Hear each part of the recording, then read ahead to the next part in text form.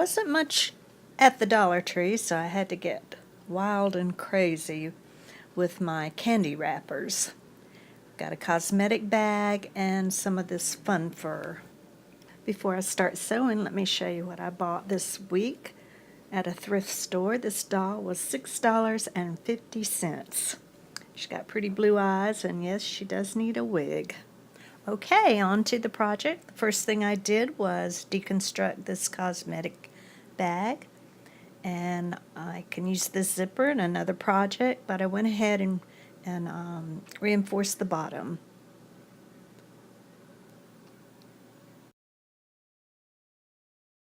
I found a shirt that I will recycle of a similar color.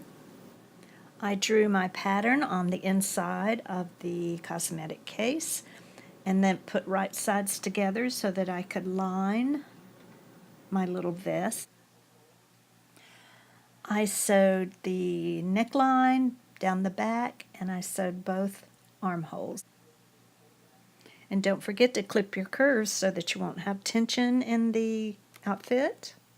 When you sew your side seams, sew the lining together and the right side of the fabric together.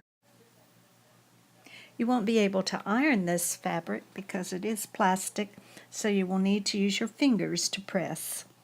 Sew a little top stitch around the neck and down the sides and on the hem of your vest. The fabric is a little stiff. Like I said, it is plastic, but I didn't mind it that much. It lays a little bulky under the armholes. If you've watched many of my videos, you know that I take unusual items and make things out of it, and I thought it would be lots of fun to take candy wrappers and make shoes. I had collected these last Easter knowing that someday I would use them because I like the colors on them. So you glue several together and then put the contact paper on top.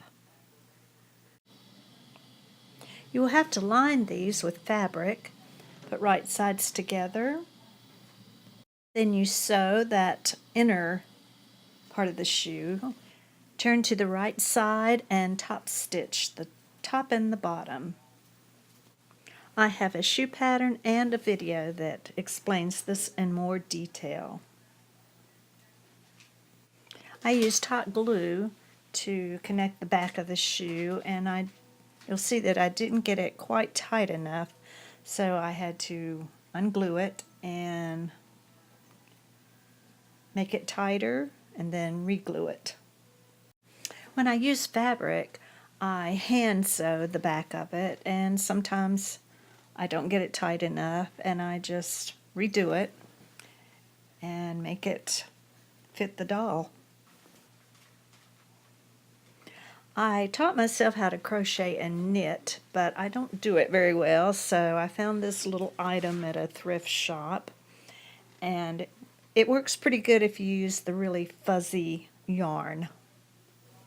Mine did not have instructions, so if you want to know how to do this, maybe you'll find one with instructions, but you just thread it through there and start turning the little handle, and it looks pretty good.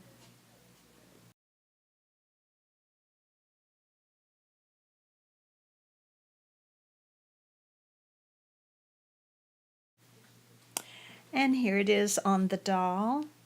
I'm going to use it on her neck, but it looked cute when I pulled it up on her hair. This little gadget works a similar way, but you can use any kind of yarn on it. Hope you enjoyed, and thank you very much for watching.